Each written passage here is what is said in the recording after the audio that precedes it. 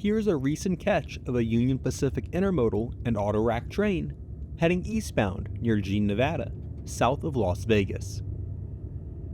This is Union Pacific's SEMA subdivision, which runs from Yermo, California to Las Vegas.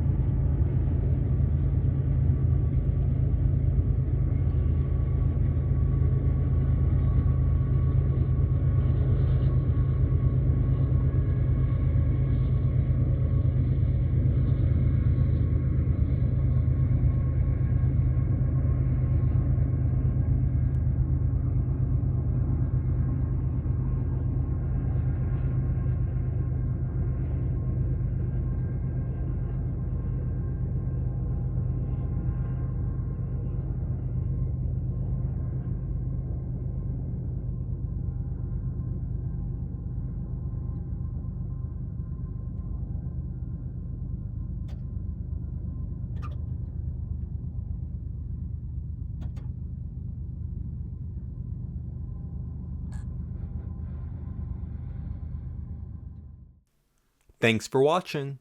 Be sure to like button and subscribe. Also check out my social media pages.